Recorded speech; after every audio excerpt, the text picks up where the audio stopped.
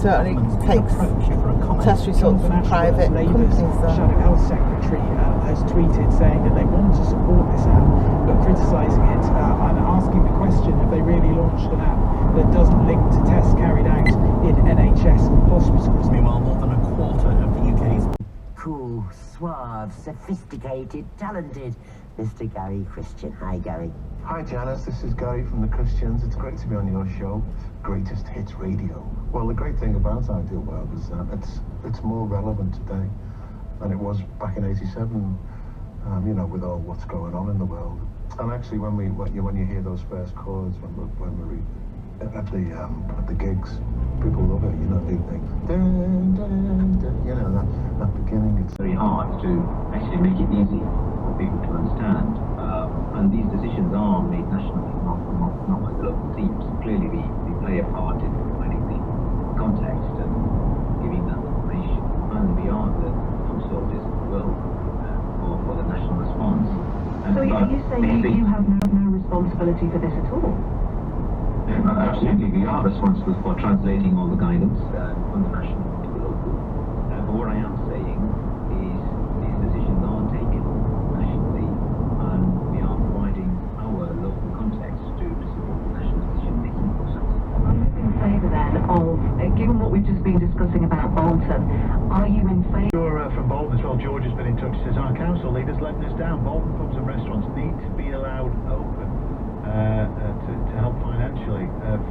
They need help, not moaning. Bolton Tory MPs and council leaders need to help us. I know, because I was looking into it a little bit earlier on, Tory MPs in Bolton and the council leader are, as you heard, really, they're begging the government to reopen them. We'll have to watch that space. Chris Warburton is with us tonight. Just a look ahead. He's in for Colin from 10:30. He's going to be spending a bit of time looking at COVID. It's estimated that 60,000 people in the UK have been living with the effects of coronavirus for 3 months.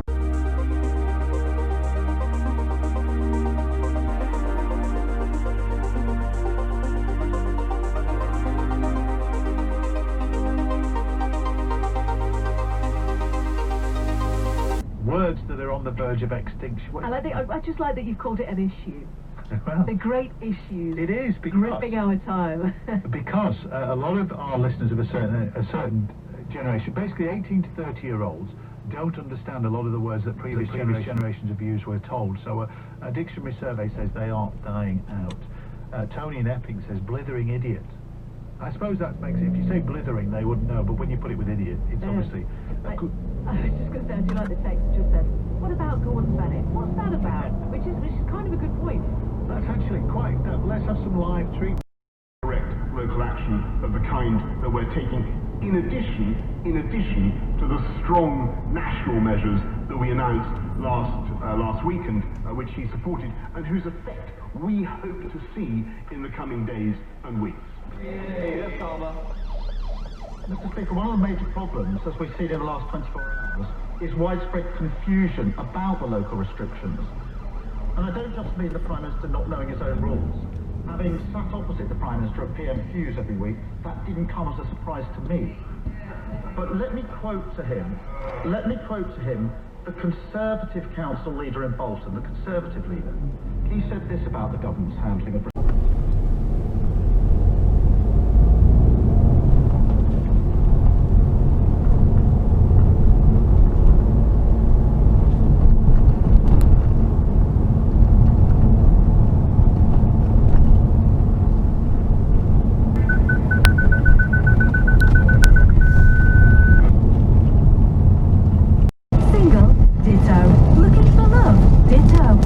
Ditto.com is the way to ease yourself back into dating without the worry of overly flattering filters, swiping and time wasters, just real people who want to find someone to share this good time. My system needs a little bit of work. You've got another guest, I see that. Yeah, no, I have. That's wonderful. Yes, we staying out to the radio. We do, that's true. I'm so sure somebody suggested Shamble, which yeah, may be about right. No, before we get on to your lovely text, we're going to look at Prime Minister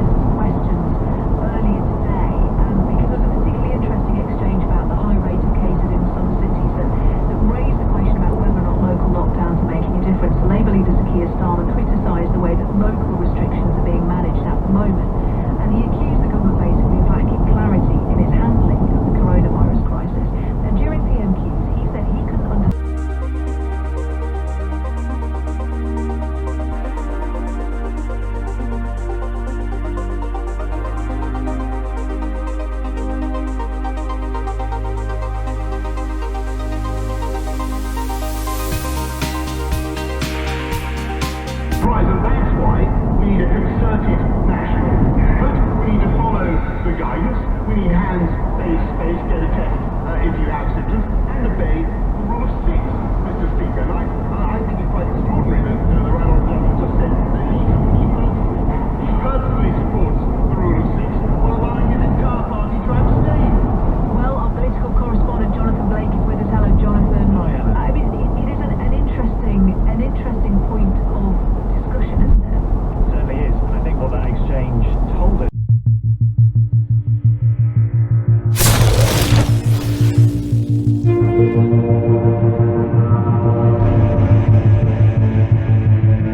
Based on your bank's advice is safe, or so you thought. If you've lost money on a stocks and shares ISA investment bond missold by a bank as it claims management company. You can see the way he was coming to the gym. He might have got a little bit, a little bit more focused, which is what you need to be. Yeah, you definitely, it's definitely a very serious situation here, of course, and amazing to see because I didn't, I haven't seen that side of where all I've seen is, or all I had seen was the trainer side. No, I feel good and ready to contribute, and that's what I'm going to do. Well, good man. Good luck for next season, but more importantly, in the short term, It's a really tough negotiation to get any cut in rent. Absolutely. We've still got full rent on everything. Kind of ongoing overheads that you don't really think about. Broadband, things like that. You've got to keep it going. We've got CCTV cameras, so they're reliant on that. So all of those kind of ongoing contracts that we have with people, licenses to till, that's still an outgoing cost. It is costing us a lot of money to be closed. The £10,000 grant was Never eliminate.